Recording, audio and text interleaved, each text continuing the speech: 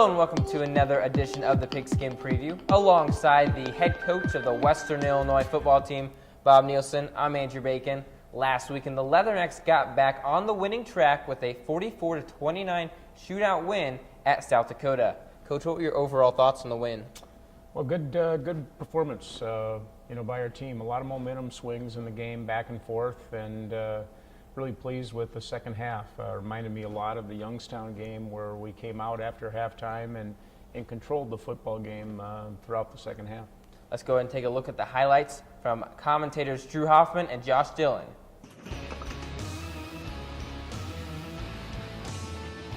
They stay balanced today. Different look. It's going to be a bubble screen to the outside. Borsalino still on his feet, trying to get to the outside. And it looks like he might have been tackled a little bit by the face mask, but he is up and okay. No call. With Norvell is Baker. It's going to be a shovel pass to the outside. He's got some great blocking downfield. Looks like they're going to be rushing Norvell. It's a give to Devin Moore, and Devin Moore, the first down and some. He's still on his feet. Down past the 20, the 15. He's going to be brought down at the 11. And we got a late flag on the field. Borsalino in motion. Fake handoff. Got a guy wide open. It's the tight end, Larry Harris. That'll be 6 for Western. I love the play call. Absolutely love it. You fake the handoff, you fake the reverse. The defensive end can't figure out who he wants to go after. This time it's going to be a give to Baker. Baker cutting it back up the middle, still on his feet. And there he goes. A couple guys to beat, and he'll be brought down around the 48-yard line. But J.C. Baker, little misdirection, and we got a flag in the backfield. It'll be 3rd and 7. It's a give to Devin Moore right up the gut. He's still on his feet using his stiff arm. Here we go, looking deep downfield again. Heisey Scott coming back for it. He's gonna go into the end zone untouched. And Heisey Scott, reservations for 6. Oh, that works too. We'll take that. And it's gonna be a give to Jasper Sanders, and that was just read from the get-go by Jordan Bellows. One of those guys being Robertson. It's gonna be a handoff to Sanders and Western. Wow. The pursuit of the football has been just amazing as Gino Durley Going to be well prepared to handle this. Western's gonna be running 4 guys at Earl, looking over the middle of the field. He's got Schubert again. An amazing catch is made by Schubert right over the middle of the field, and then he gets tackled right in the back by Aaron Diggs. Well, Coyotes made them pay on that one. Vandermont running to the outside, trying to get to that corner. What a hit! And oh my goodness! A vicious hit by Jonathan Rollins. We got a late flag. Fake handoff, rolling out to his right is Earl. He's got a receiver wide open, one guy to beat downfield. And Potter, the fullback, gets South Dakota up on the board. It's a fake handoff. Earl getting flushed out. He's going to try to get to that sideline. Ooh, and that is a great tackle on the sideline. He's got Robertson in the backfield. It's going to be a give to him, and he is not going to get it.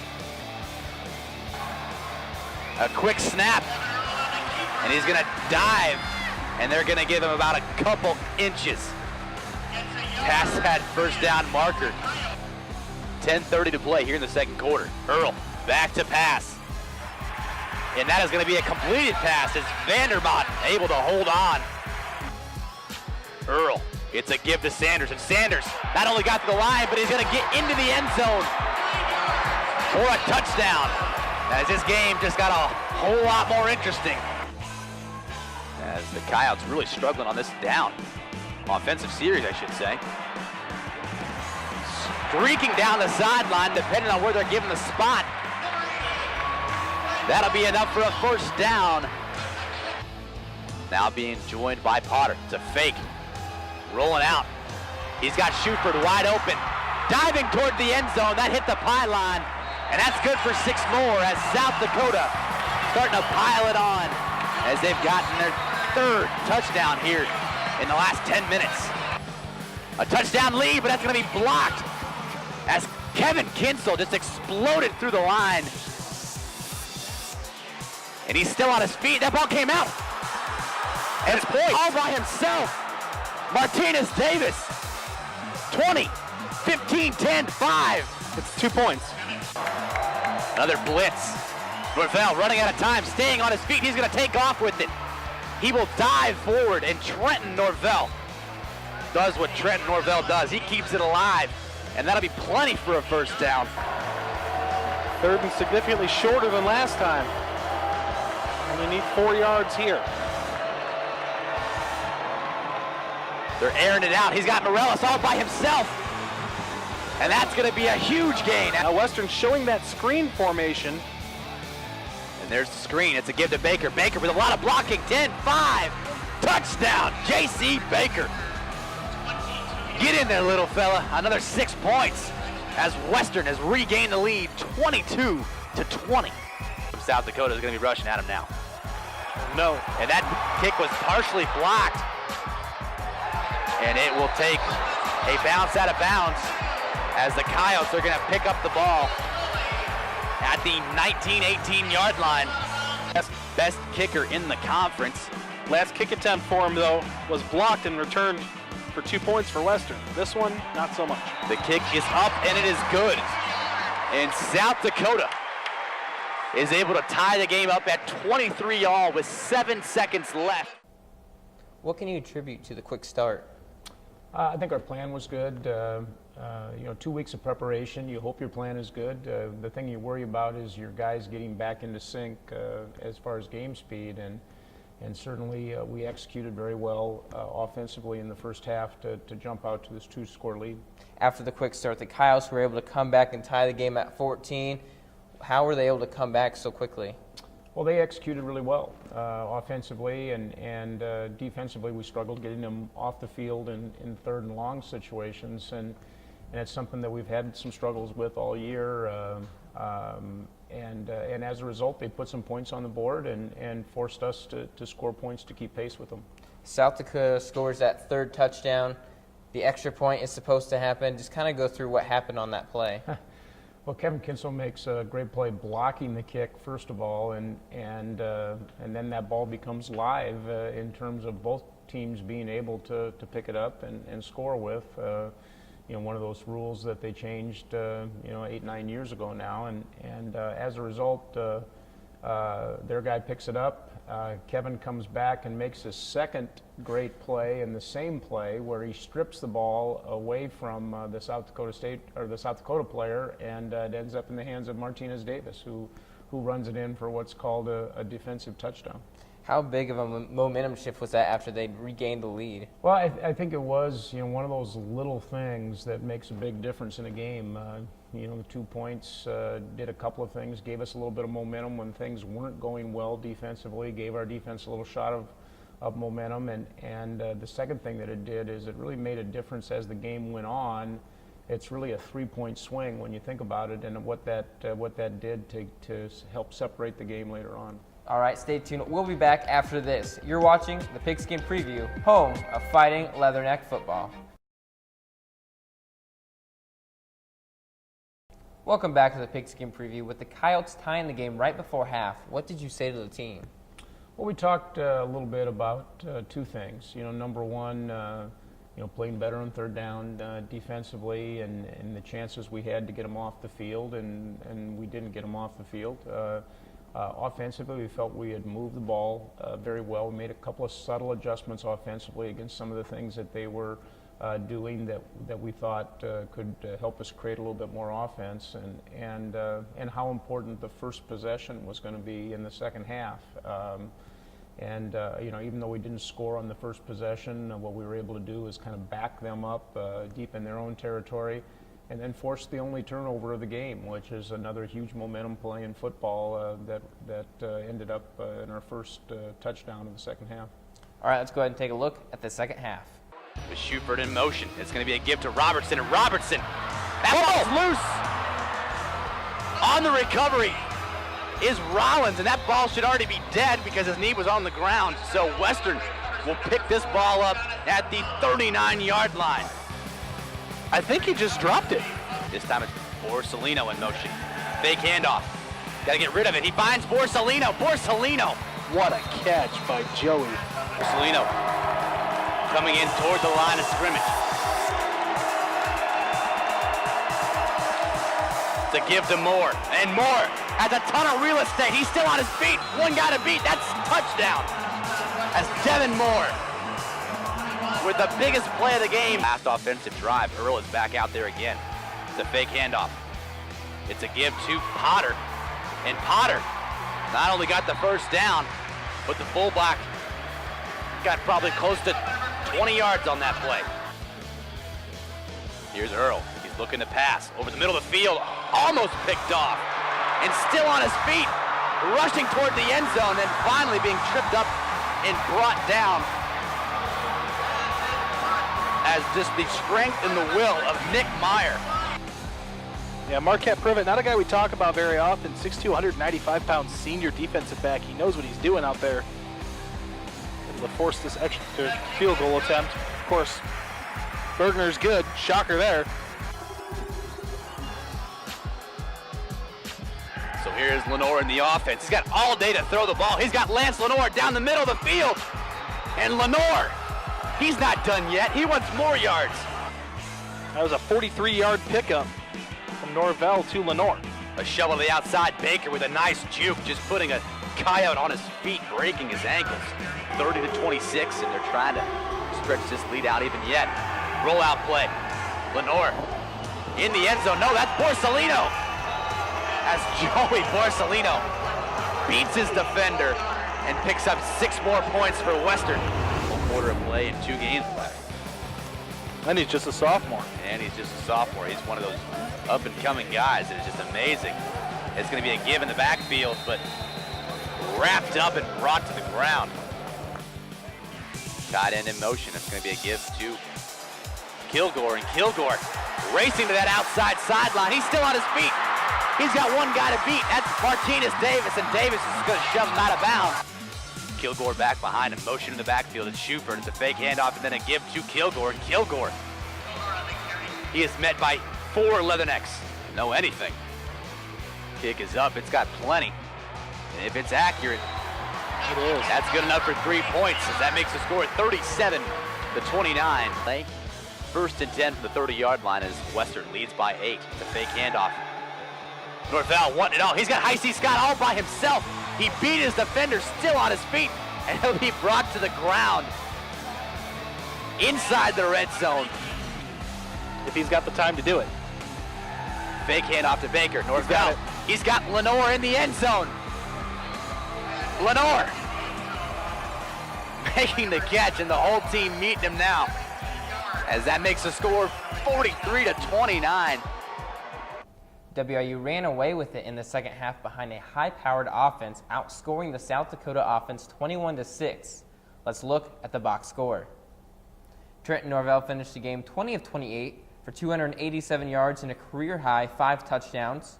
J.C. Baker, 21 carries for 118 yards and a reception touchdown. Devin Moore, 12 carries for 98 yards and a touchdown.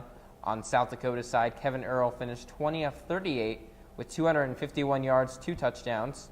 Jasper Sanders, 12 carries, 55 yards, and a touchdown.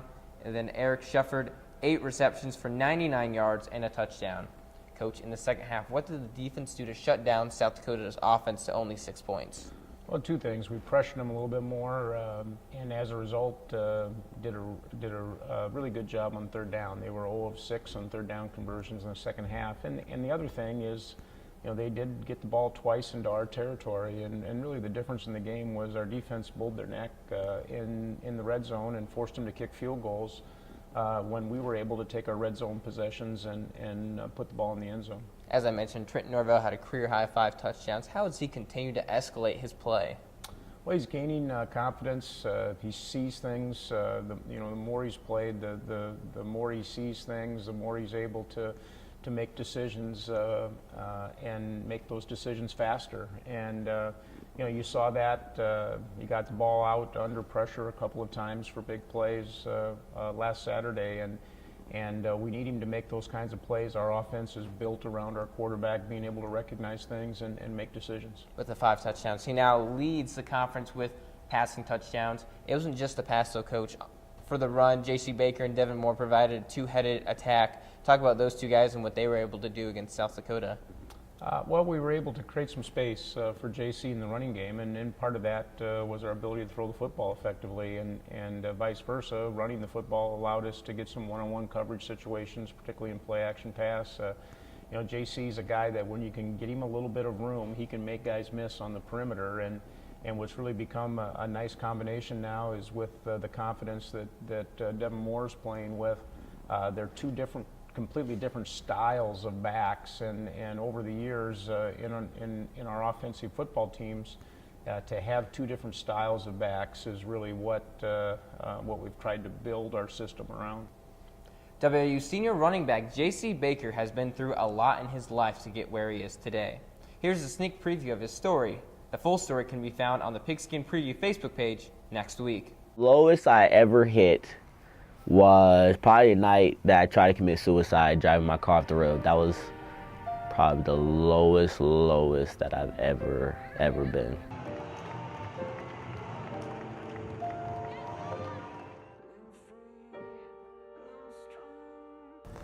How I describe J.C. Baker, just enthusiastic, one of those people who you see and he just makes you smile. I mean, it's really one of those things where you just kind of see him and he just makes your day better. Like, we'll be getting ready for practice and he literally is right across from me, across like the locker room, and I see him every day and we make eye contact and he just kind of gives me one of these and I always give him one of those, and it's just one of those things where we just get each other, you know. He's fun-loving. He likes to crack a lot of jokes, and he is quiet at first, but once he gets to know you, the nonstop riot act. He likes to just joke around a lot, and that's his big thing. Is he likes to feel comfortable with people. He doesn't feel comfortable with everybody. It takes a while, but once he gets them going, he's just fun-loving. He loves competing. I guess I'm a loving person. I really care about people. I always try to put people before myself and just try to get back as much as I can. Not really about myself. I think the hardest part for me is always talking about myself or put myself first. So if I describe myself, a loving person. When he finally broke out of his shells, we do an on-deck time. And when you introduce yourself to the team, you say a little, say something inspirational to the team, and his on deck was dynamite. And no one really knew what they were getting from JC until he did his on deck during fall camp or summer camp, his first year here. And it was dynamite. He told us his whole story and the ups and downs he'd experienced in his life. And once he was done with that, everybody already felt like they knew him. And I mean, it was a long on deck. It took about 10 minutes, but it was awesome. He told it with passion, and everybody knew him from that moment on. And everybody embraced him, and he embraced everybody. And he's a true leatherneck. I was praying about it. I didn't know what to say. The new guy, just kind of wanted to wrap up everything that I had been through and what got me to this point. So I think I knew that I needed to tell my story, just because somebody else could have been going through it. Somebody else might have already gone through it. Somebody they know could have gone through it. And I didn't want them to feel embarrassed. Me being addicted to drugs and whatnot, or wanting to commit suicide, isn't something to be embarrassed about or ashamed of. That's something that can happen to anyone. And I don't want to hide from it because it's very real. So I wanted to bring light to it. This is going to be a team that, I'm sacrificing my body for day in and day out, that I'm giving all my time to. Then they need to know where I came from and what I believe in. And so I just allowed God to take control of my tongue, and I said, you just say what you want to say. My favorite thing about JC, man, I just love being around the kid, to be honest. He just, if I'm having a bad day, he literally makes it better. It's just one of those things where it's hard to explain.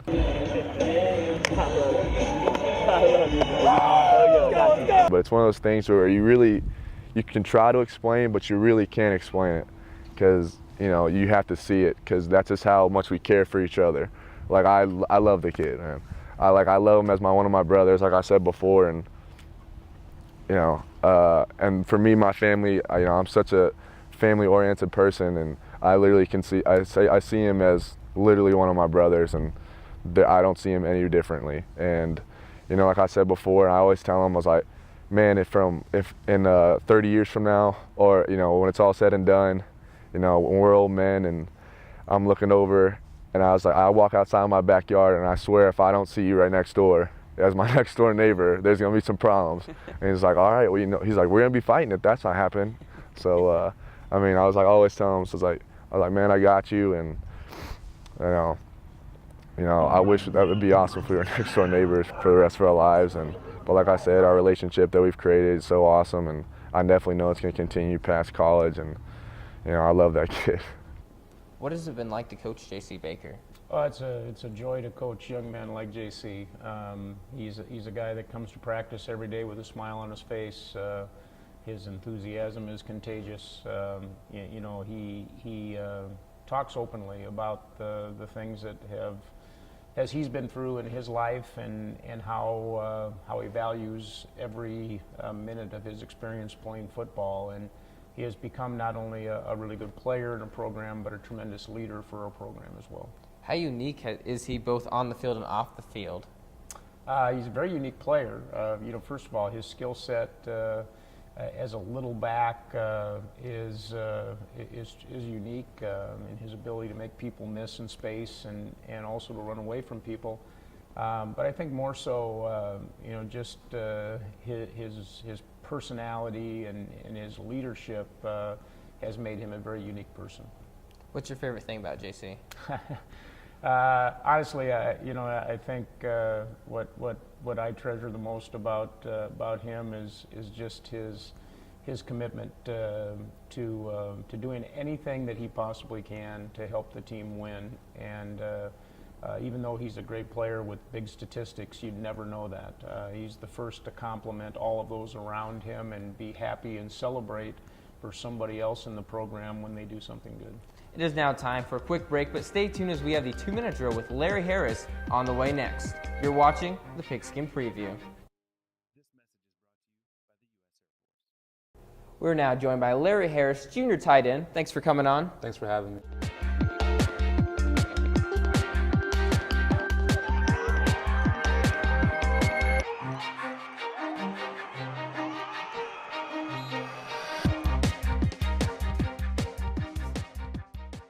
Now, for those new to the show, each week we here at the Pigskin Preview try to ask as many questions as possible to our guests, and you probably guessed it, 2 minutes. And so with that, Larry, are you ready? I'm ready. All right.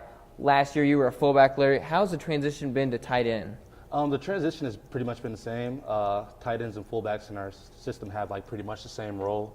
So learning to play, same playbook, same play running, route concept and everything. So nothing really new to me. It's all the same. What's it been like to get the ball actually in your hands more than just blocking? It feels amazing, actually. Since coming to Western, I really haven't been a huge threat on the offensive side of the ball, but this season actually, in specific, I've been a really huge threat to other teams, and they have to worry about me a little bit more now. So is that your favorite thing then, being able to get the ball in your hands? Oh yeah, I love touching the football. I love being out there in open field, making defenders miss and everything like that. What was it like to finally get your first couple touchdowns this season? It was pretty exciting. I had my whole family there at the game, so it was pretty nice to have them there and have them see me actually score in a game. And also it was pretty exciting for me because it was the first one of my career being here at Western. Is there a player you look up to who was or is in the NFL? If anybody, my favorite player would have to be Jeremy Shockey. Just the excitement that he brought to the game at the tight end position, the way that he was able to just dictate the game and how he handled the game so well and everything. Who's your favorite NFL team?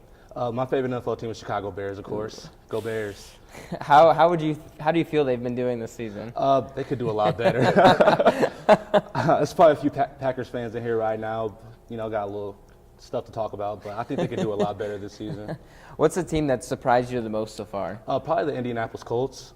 Just the way that they handle themselves and they perform each Sunday or Thursday night. They just come out there and they just battle to the end of the game and make sure that they just leave opponents out there just without any regrets. If you had to pick two teams going to the Super Bowl, who would you have? Probably the Denver Broncos and probably the Indianapolis Colts. They're both in the AFC, you know that, right?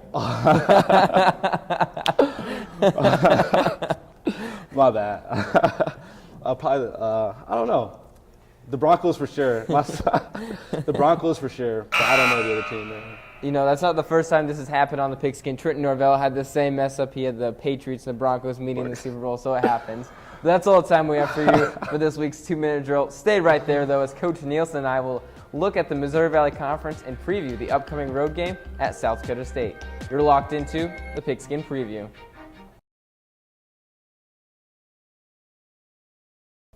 Welcome back to the Pigskin Preview. It's now time to see how the other Missouri Valley teams did this past weekend.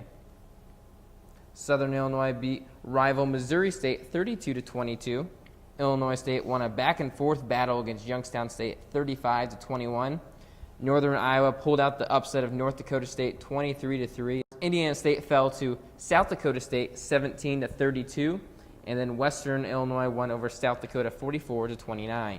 Taking a look at the standings, North Dakota State and Illinois State are now tied at 5-1 marks. Youngstown State and Northern Iowa at 4-2. South Dakota State, Indiana State, and Southern Illinois 3-3 marks. Western Illinois at 2-4. Missouri State at 1-5, and South Dakota at 0-6. Games this weekend: North Dakota State will travel south to Missouri State. South Dakota will host Illinois State in the Dakota Dome. Northern Iowa will travel to Southern Illinois. Youngstown State will host Indiana State.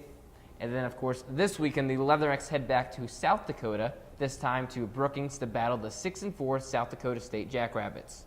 SDSU also won by 15 points last week, like the Leathernecks, winning over Indiana State, as I mentioned, 32-17. Of course, the Jackrabbits are led by senior running back Zach Zinner, who so far has 1,426 rushing yards with 13 touchdowns, and in his career, he has over 5,000 yards on the ground.